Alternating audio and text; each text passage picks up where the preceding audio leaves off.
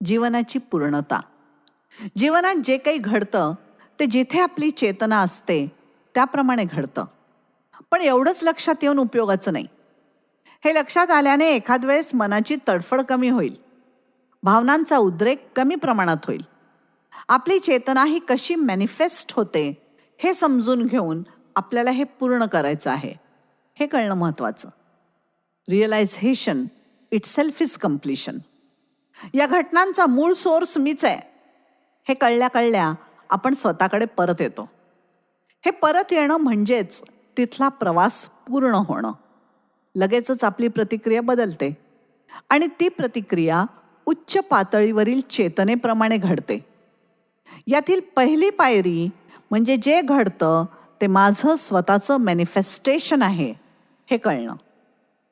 चेतना आणि माइंड हे दोन्ही इंटर रिलेटेड आहेत. चेतना बदलते आणि माइंड रिॲक्ट करतं.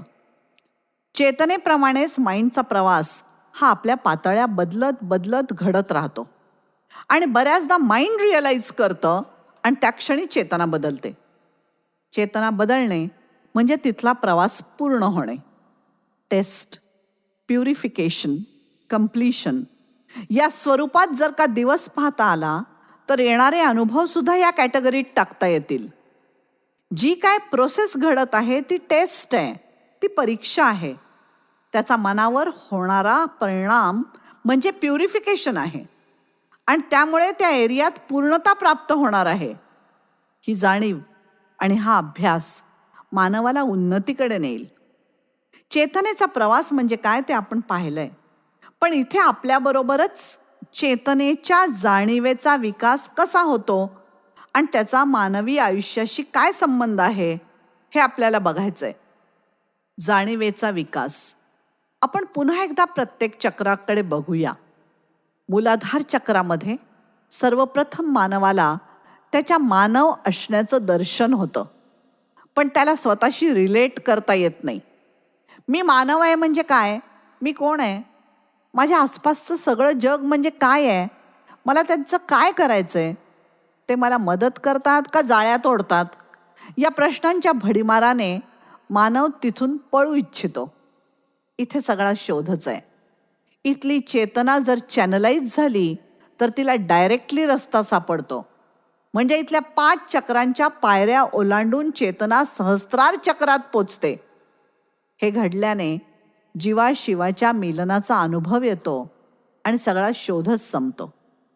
चेतना अशा रीतीने सहस्त्रार चक्रात पोचण्याकरता केवळ गुरुकृपाच मदत करू शकते. इथे मला रेकी परंपरा ही गुरुशिष्य परंपरा असल्याने गुरुतत्वाचा अनुभव देणारी वाटते. गुरु भेटणे हे सामान्य मानवाला सहजपणे शक्य होत नाही, पण कलियुगामध्ये रेकी पद्धती मात्र मानवाला गुरुतत्वाचा अनुभव घडवून आणते. कारण सहस्त्रार चक्राची अट्युनमेंट ही मूलाधार चक्रातील स्विच दाबते आणि चेतनेचा ओघ सहजपणे सहस्त्रार चक्राकडे प्रवाहित होतो. याचा अर्थ सहस्त्रार चक्रामधील पूर्णता मानवाला एका क्षणात गवसते असा मात्र नाही, पण आत्मिक उन्नतीचा मार्ग त्याला सापडतो, तो देखील रेकी सारख्या सहज आणि स्वाभाविक स्वरूपात. अट्युनमेंट नंतर केलेली प्रत्येक रेकी प्रॅक्टिस ही मानवाला त्याच्या पूर्णतेकडे नेत असते आणि तिचं सौंदर्य म्हणजे हे सगळं ती नकळतपणे घडवून आणते. 6 वर्षाचं मूल का कोण जाणे रेकी अट्युनमेंट घेतं आणि कधी कधी प्रॅक्टिसही करतं. त्याच्या वेड्या आईवडिलांना वाटतं तो आपलं अनुकरण करतोय, पण मुलं जास्त प्रामाणिक असतात आणि स्वतःशी जास्त प्रामाणिक असतात.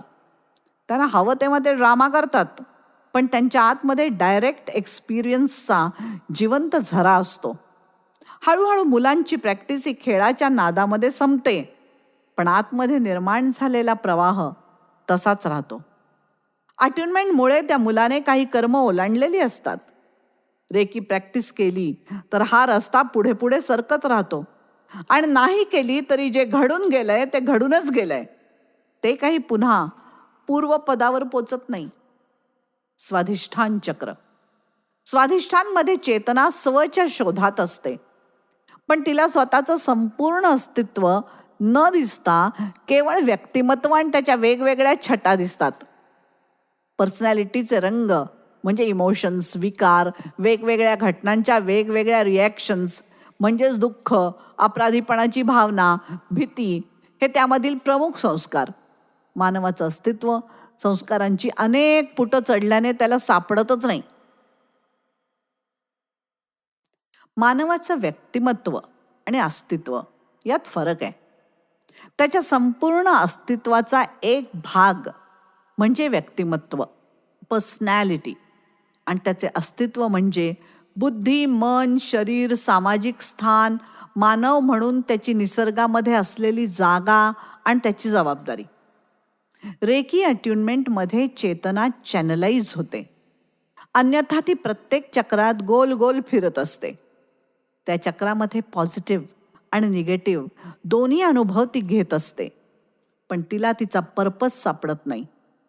अट्युनमेंट बरोबर तिला तिचा पर्पज सापडतो, म्हणजे स्वतःच्या अस्तित्वाचा शोध, म्हणजे search for her own existence हा शोध संपतो आणि आपलं अस्तित्व हे किती विस्तृत, व्यापक, विशाल, समृद्ध आणि संपूर्ण आहे याचा अनुभव येतो. म्हणूनच या चक्राला स्वचे अधिष्ठान असं म्हणतात. अधिष्ठान म्हणजे पर्पजच्या शोधाकरता घातलेली बैठक. मणिपूर चक्र. मणिपूर चक्रामध्ये आपल्या व्यक्तिमत्वाच्या शोधात चेतना फिरत असते. विलक्षण, प्रखर, तेजस्वी चेतना, प्रचंड बुद्धिमत्ता, कला आणि सत्ता यांचं स्वामित्व असलेल्या व्यक्ती म्हणजे ज्यांची चेतना मणिपूर चक्रामध्ये आहे अशा व्यक्ती. त्यांचा शोध हा स्वतःला एस्टॅब्लिश करणाऱ्या आयडेंटिटीचा असतो. ही स्थापित करण्याकरता ते स्वतःचाच एखादा गुण वापरतात. गुणी, बुद्धिमान, तेजस्वी ते असतातच, पण हे तेज वापरण्याची त्यांना गरज भासते. त्यांचा डायरेक्टली आपल्या गुणांच्यावर विश्वास नसतो. हजारो लोकांनी कौतुक करून, प्रतिसाद देऊन त्यांच्या गुणांची प्रशंसा केली तरच त्या लोकांच्या थ्रू ते स्वतःकडे वळतात. यामुळे चेतना ग्रहण केली जात नाही, ती ड्रेन होते. कितीही प्रशंसा मिळो, कितीही सत्ता आणि समृद्धी मालकीची असो, त्यांना आतमध्ये रिकामच वाटतं. लोकांच्या थ्रू हा व्हॅक्यूम भरायचा ते प्रयत्न करतात, पण स्वतःच्या पॉवरवर किंवा आत्मशक्तीवर त्यांना विश्वास ठेवता येत नाही. उदाहरणार्थ कलाकार. कला ही त्यांच्या रक्तातच असते. आपण कलावंत आहोत हे त्यांना माहिती असतं, कारण ते बुद्धिमान असतात, पण त्यांना सारखं अपूर्ण वाटत असतं. लोकांनी प्रशंसा करावी, आपले कलागुण सगळ्यांनी बघावेत, आपण लोकांच्या मनावर कलावंत म्हणून राज्य करावं अशी त्यांची महत्वाकांक्षा असते. दुसऱ्या कलावंताबद्दल असूया, आपल्याच विद्यार्थ्यांना वापरणं, कुटुंबाकडे लक्ष न देणं, आतमध्ये रिकामं वाटणं, यामुळे अनेक व्यसनंसुद्धा सहजपणे त्यांच्याकडे येतात. कलावंत म्हणून ते इतके पक्के आणि महान असतात की या गोष्टींचे परिणाम त्यांच्या कलेवर होत नाहीत, पण माणूस म्हणून मात्र ते हरलेले असतात. आयुष्याच्या शेवटी ते एकटेच पडतात आणि त्यांची शोकांतिका होते. पण याच कलावंतांनी प्राणायाम केला, रेकीने स्वतःला हील केले किंवा स्वतःला गुरुचरणी समर्पित केलं तर त्यांना बॅलन्स साधता येईल. रेकी अट्युनमेंटमध्ये विशुद्धी चक्राला ॲक्टिवेट केल्याने आपोआपच मणिपूर चक्राची पण शुद्धी होते आणि या शुद्धीमध्ये त्या व्यक्तीची इतरांना वापरण्याची गरज संपते. स्वतःच्या पॉवरशी डायरेक्टली रिलेट करता येतं. प्रसिद्धी, सत्ता, लोकप्रियता, स्वामित्व याची आवश्यकताच न राहता ती व्यक्ती स्वतःच्या तेजाला शोभेल असा पर्पज निवडते आणि ॲप्रोप्रिएट ॲक्शन्स घेऊन तो पूर्णही करते. अतिशय तेजस्वी असल्यामुळे मणिपूर चक्रामध्ये अलौकिक, अद्भुत अशा प्रक्रिया घडवून आणण्याचं सामर्थ्य आहे. रेकी अट्युनमेंट नंतर ती व्यक्ती तिच्या स्वाभाविक शक्तीला अनुभवू शकते. हा अनुभव आल्यानेच तिचा स्वतःवर नसलेला विश्वास तिला पहिल्यांदाच जाणवतो. अहंकाराची जागा आत्मविश्वास घेतो. Instead of being egoistic, the person becomes integrated and confident.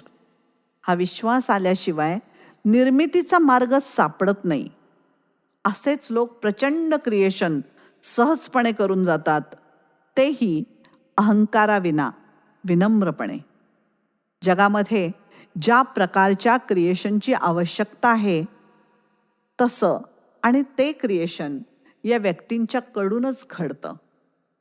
अनाहत चक्र. रेकी पद्धतीमध्ये सगळ्यात पहिली आणि महत्त्वाची अट्युनमेंट म्हणजे अनाहत चक्र. अनाहत चक्र हा मानवाच्या एनर्जी रिसीव्ह करणाऱ्या अँटेनाचा बेस आहे. हा अँटेना सहस्त्रार चक्र ते अनाहत चक्र एवढाच आहे. अट्युनमेंटमध्ये सर्वप्रथम अनाहत चक्रच ॲक्टिवेट केलं जातं, कारण ते चेतनेचं निवासस्थान आहे, होम ऑफ कॉन्शियसनेस. इथे आपल्याला मूलाधार चक्र आणि अनाहत चक्रामधला फरक समजून घ्यायला हवं. मूलाधार चक्रामध्ये व्यक्तीची स्वतःची चेतना आहे आणि अनाहत चक्रामध्ये वैश्विक चेतनेचं स्थान आहे, युनिव्हर्सल लाईफ फोर्स. मूलाधार चक्रापासून मानवाचा मानव म्हणून विकास सुरू होतो आणि अनाहत चक्रापासून त्याच्या आत्मिक उन्नतीचा प्रारंभ होतो. म्हणजेच हा मार्ग पूर्णतेचा मार्ग झाला. अनाहत चक्रामध्ये असलेला कल्पवृक्ष व्यक्तीच्या सगळ्या इच्छांना तथास्तु म्हणत राहतो आणि अट्युनमेंट झाल्यानंतर ज्याने मानवाचा पर्पज पूर्ण होईल अशाच इच्छा जागृत होतात. मानवाला आपल्या पर्पजकडे जाणारा रस्ता डायरेक्टली सापडतो. तोपर्यंत वेगवेगळ्या रस्त्यावर चालून तो शोध घेत असतो आणि पूर्वजन्मीच्या कर्मामुळे त्याला तो रस्ता सापडत नसतो. बऱ्याचदा इथे एक भूलभुलैया तयार होतो आणि मानव त्यात हरवतो सुद्धा. साधारणपणे हा भूलभुलैया रिलेशनशिपचा असतो. मानव या परस्पर संबंधांना इतकं अवास्तव महत्त्व देतो की त्याचं स्वतःचं अस्तित्व हे त्या इतर नात्यांच्यावर डिपेंडंट व्हायला लागतं.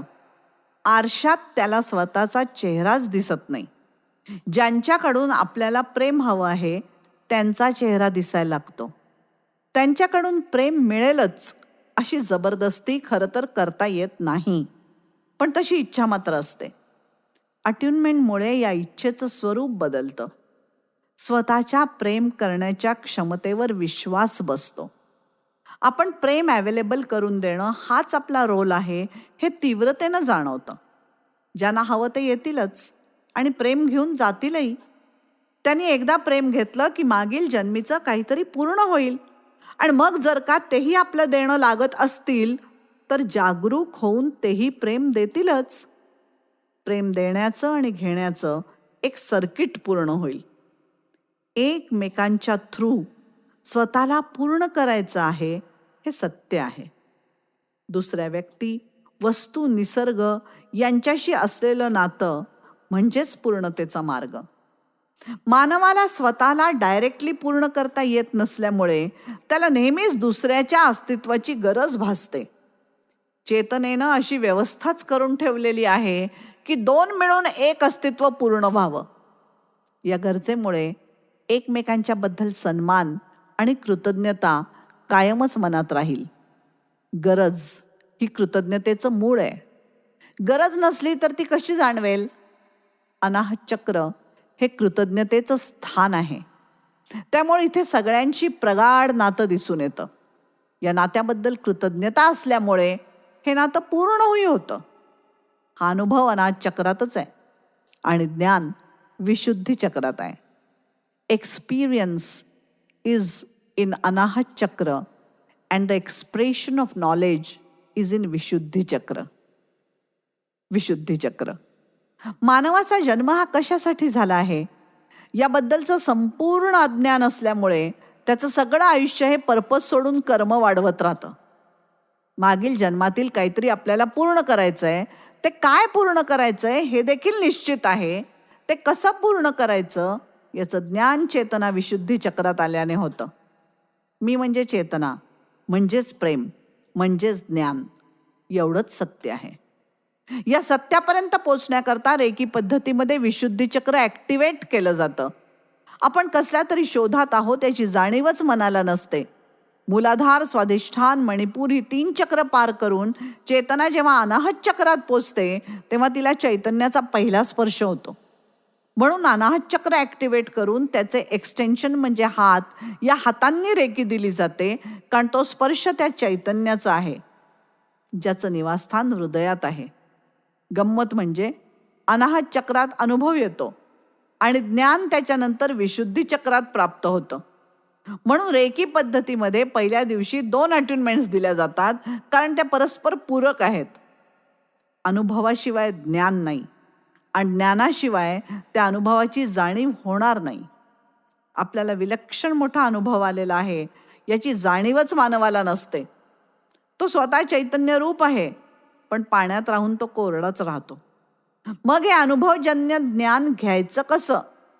तर सहजपणे शरीरावर हात ठेवून त्या स्पर्शाद्वारे चेतनेचा अनुभव घेऊन, हा कॉन्शियस एक्सपिरियन्स घेऊन याचं भान मानवाच्या मनाला नक्कीच राहील.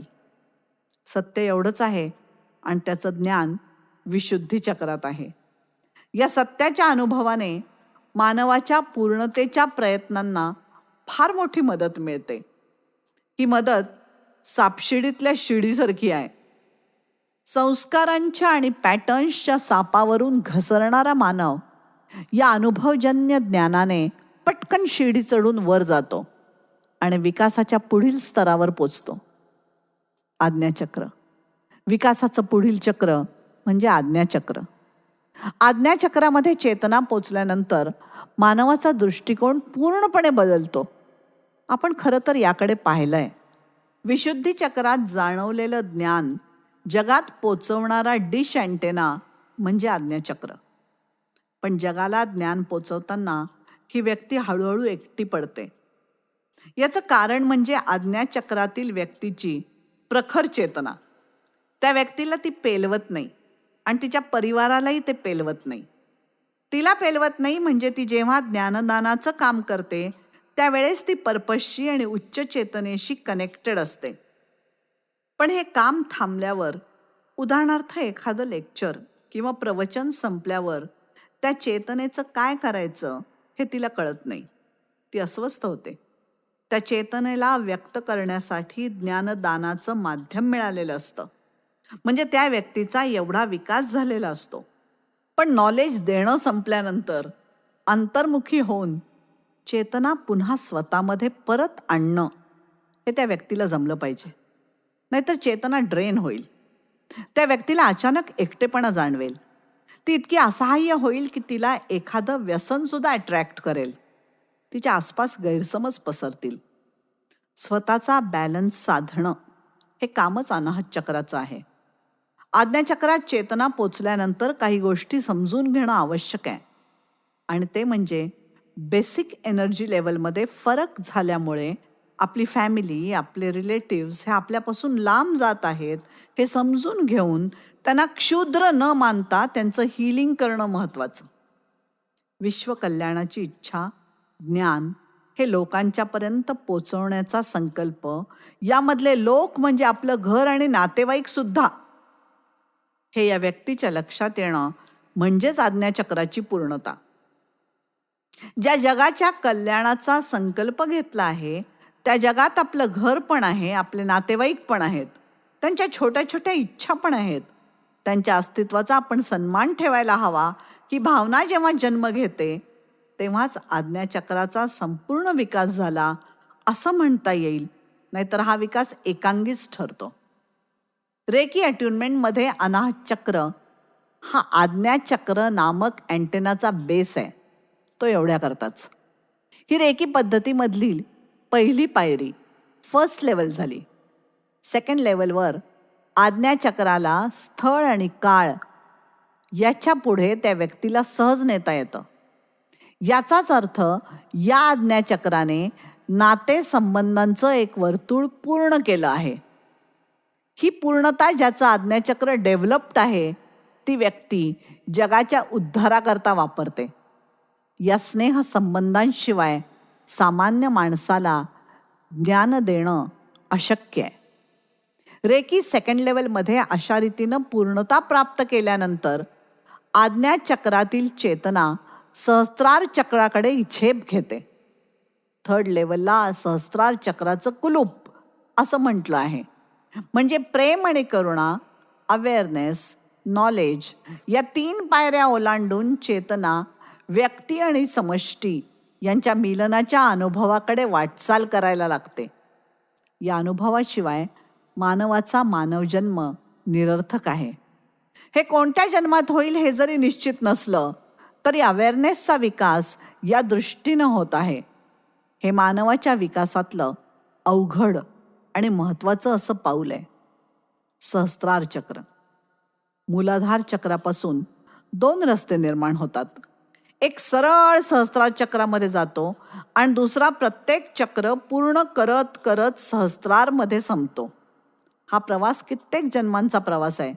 तो कधी संपेल हेही कधी सांगता येणं शक्य नाही.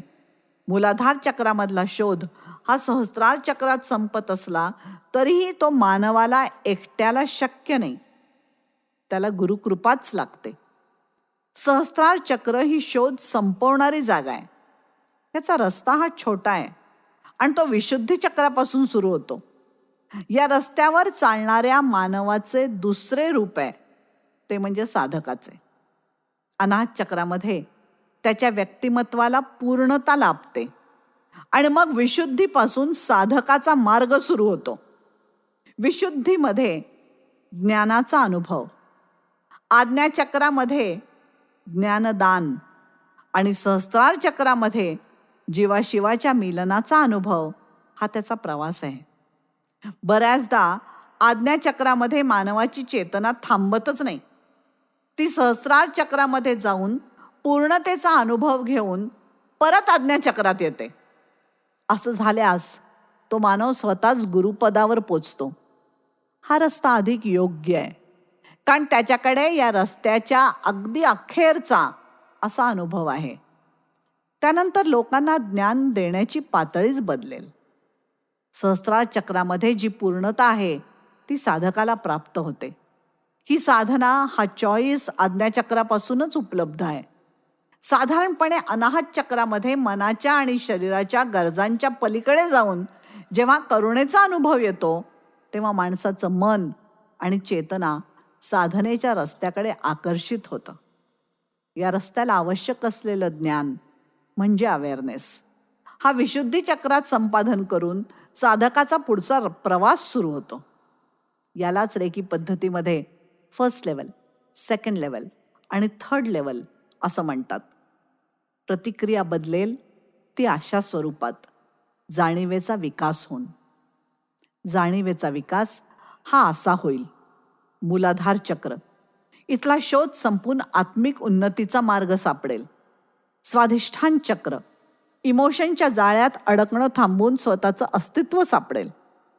मणिपूर चक्र व्यक्तिमत्वाच्या पलीकडे जाऊन स्वतःची पावर जाणवेल. अनाहत चक्र मनुष्य जातीबद्दल करुणा वाटेल. विशुद्धी चक्र सत्य जाणवेल. आज्ञाचक्र मानव जातीच्या उद्धाराचा संकल्प निर्माण होईल. आणि सहस्त्रार चक्र मिलनाचा अनुभव येईल. शरीर, मन आणि आत्मा या 3 पातळ्यांच्यावर मानवाचा शोध चालू राहतो. हा शोधच त्याला मूलाधार ते सहस्त्रार चक्रापर्यंत नेतो आणि सामान्य शब्दात आपण त्याला आयुष्याचा किंवा जन्मांचा प्रवास असं म्हणतो. हा सगळा अवेअरनेसच्या विकासाचा रस्ता आहे. अवेअरनेस वाढला की मानवाची प्रतिक्रिया बदलते. मूलाधार चक्र ते मणिपूर चक्र या 3 चक्रात प्रेमाच्या शोधात धडपडणारा मानव आपल्या बेसिक भावनेला म्हणजे करुणेला अनाहत चक्रात भेटतो. अवेअरनेसचं रूप बदलून ते करुणेचं होतं आणि त्यानंतर विशुद्धी चक्रात सत्याचा स्पर्श होतो. हे सत्य म्हणजे सगळं काही चेतनामय आहे. मी पण चेतनामय आहे. अशा स्वरूपात स्वची जाणीव होणं. ही जाणीव झाल्यानंतर संपूर्ण मनुष्य जातीबद्दल करुणा वाटू लागेल आणि आज्ञाचक्रातच मानवजातीच्या उद्धाराचा संकल्प निर्माण होईल. मानवाच्या जीवनामध्ये ही प्रत्येक पायरी त्याच्या जाणीवेचा विकास करणारी आहे आणि ही जाणीव सहस्त्रार चक्रामध्ये विश्वचैतन्याशी एकरूप होऊन लय पावते. हा अनुभवच पूर्णतेचा. एका व्यक्तीने हा अनुभव घेतला म्हणजे पूर्णतेचा अनुभव घेतला की तो पसरायला लागतो आणि हळूहळू तो अनेकांचा व्हायला वेळ लागत नाही. आज मानवजात ही याच प्रोसेसमध्ये आहे. हा मार्ग सुफळ आणि संपूर्ण हो हीच गुरुचरणी प्रार्थना. जय गुरुदेव.